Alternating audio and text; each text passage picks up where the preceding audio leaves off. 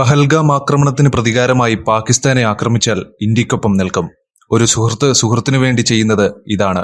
ഇന്ത്യക്കൊപ്പം എപ്പോഴും നിലകൊള്ളുമെന്ന് ഇസ്രയേൽ നാടകീയമായ രീതിയിൽ പ്രഖ്യാപിച്ചു. ഈ പ്രഖ്യാപനം പാകിസ്ഥാനെ അമ്പരപ്പിച്ചു. കഴിഞ്ഞ 22-ാം തീയതിയാണ് കശ്മീരിലെ പഹൽഗാമിൽ ഭീകരർ വിനോദസഞ്ചാരികൾക്ക് നേരെ വെടിയുതിർത്തത്. ഇതിൽ 26 പേർ മരിക്കുകയും മറ്റ് 12 പേർക്ക് പരിക്കേൽക്കുകയും ചെയ്തു. പാകിസ്ഥാൻ പിന്തുണയുള്ള ദ റെസിസ്റ്റൻസ് ഫ്രണ്ട് എന്നറിയപ്പെടുന്ന തീവ്രവാദികളാണ് ഈ ആക്രമണത്തിന്റെ ഉത്തരവാദിത്തം ഏറ്റെടുത്തത്. പാകിസ്ഥാനുമായുള്ള സംഘർഷത്തിനിടയിലും ഇന്ത്യക്കൊപ്പം നിൽക്കുമെന്ന് ഇസ്രയേൽ വിദേശകാര്യ മന്ത്രാലയം പറഞ്ഞു. ഈ ആക്രമണം ഇന്ത്യയെ മാത്രമല്ല ലോകത്തെ മുഴുവൻ ഞെട്ടിച്ചിരിക്കുകയാണ്.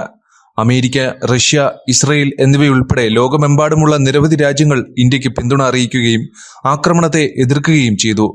പാകിസ്ഥാനെതിരെ ഉടൻ തിരിച്ചടിക്കാൻ കേന്ദ്ര സർക്കാർ ഒരുങ്ങുകയാണ്. അതിർത്തിയിൽ സൈനികരെ സജ്ജരാക്കിയിട്ടുണ്ട്. നാവികസേനയും വ്യോമസേനയും പരിശീലനം ആരംഭിച്ചു. പാകിസ്ഥാനും കറാച്ചിയിൽ മിസൈൽ പരിശീലനം ആരംഭിച്ചു. അതേസമയം ജമ്മു കാശ്മീരിലെ നിയന്ത്രണ രേഖയ്ക്ക് സമീപം വെള്ളിയാഴ്ച പാകിസ്ഥാൻ സൈന്യം വെടിയുതിർത്തു. ഇന്ത്യൻ സൈന്യം ഇതിന് മറുപടി നൽകി. ഭാഗ്യവശാൽ ആളപായമൊന്നും ഉണ്ടായില്ല. ഇരു രാജ്യങ്ങൾക്കുമിടയിൽ നിലവിൽ യുദ്ധത്തിന്റെ കാർമേഘങ്ങളാണ് രൂപം കൊള്ളുന്നത്. ഈ സാഹചര്യത്തിലാണ് ഇന്ത്യ പാകിസ്ഥാനെതിരെ സൈനിക നടപടി സ്വീകരിച്ചാൽ ഇന്ത്യക്കൊപ്പം നിൽക്കുമെന്ന് ഇസ്രയേൽ പ്രഖ്യാപിച്ചത്. ഇത് സംബന്ധിച്ച് ഇസ്രയേൽ വിദേശകാര്യ മന്ത്രാലയ വക്താവ് ഒറെൻ മാർമോസ്റ്റിൻ പറഞ്ഞു. ഇന്ത്യ പാകിസ്ഥാനെതിരെ സൈനിക നടപടി സ്വീകരിച്ചാൽ തങ്ങൾ ഇന്ത്യക്കൊപ്പം നിൽക്കും. ഒരു സുഹൃത്തിനു വേണ്ടി ചെയ്യുന്നത് ഇതാണ്. ഞങ്ങൾ എപ്പോഴും ഇന്ത്യക്കൊപ്പം നിൽക്കും. ഇതാണ് ഇസ്രയേലിന്റെ നയപരമായ നിലപാട്. 2023 ഒക്ടോബർ 7 ഹമാസ് ഭീകരർ ഇസ്രയേലിനെതിരെ നടത്തിയ ആക്രമണത്തിനും പഹൽഗാം ആക്രമണത്തിനും തമ്മിൽ സമാനതകളുണ്ട്. രണ്ടും ഒരുമിച്ചാണ്. എന്നാൽ പരിസ്ഥിതി മാത്രമാണ് വ്യത്യസ്തമായത്. അതേസമയം കൂട്ടക്കൊല നടന്ന രീതിയും ഒന്നു തന്നെയാണ്. ഇന്ത്യയെപ്പോലെ തന്നെ ഇസ്രയേലും തീവ്രവാദത്താൽ ബാധിക്കപ്പെട്ട ഒരു രാജ്യമാണ്. ജിഹാദി തീവ്രവാദ മാനസികാവസ്ഥയുള്ള നിരപരാധികളെ ലക്ഷ്യം വെച്ചുള്ള ഭീകരതയെക്കുറിച്ച് ആഴത്തിൽ മനസ്സിലാക്കുന്ന ആളുകളാണ് തങ്ങൾ.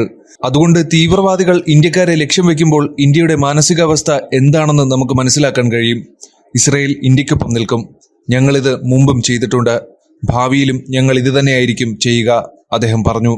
22-ാം തീയതി പഹൽഗാമിൽ വിനോദസഞ്ചാരികൾ കുടുംബങ്ങളോടൊപ്പം ഒത്തുകൂടി സന്തോഷത്തോടെ സമയം ചെലവഴിക്കുമ്പോഴാണ് ഭീകരർ ആക്രമണം നടത്തിയത്. അതുപോലെ 2023 ഒക്ടോബറിൽ ഹമാസ് ഭീകരർ ഇസ്രയേലിൽ അതിക്രമിച്ചു കയറി വെടിയുതിർത്തു. 1000 പേർ വരെ ആക്രമണത്തിൽ കൊല്ലപ്പെട്ടിരുന്നു. 250-ലധികം പേരെ ബന്ദികളാക്കി. ഈ നടപടിക്കെതിരെയാണ് ഇസ്രയേൽ യുദ്ധം ആരംഭിച്ചത്. പലസ്തീനിലെ ഗാസയിൽ പ്രവർത്തിക്കുന്ന ഹമാസ് സംഘടനയ്ക്കെതിരെ ഇസ്രയേൽ വ്യോമാക്രമണങ്ങളും കരയാക്രമണങ്ങളും തുടരുകയാണ്. 1.5 വർഷത്തിലേറെയായി ഈ യുദ്ധം തുടരുന്നു.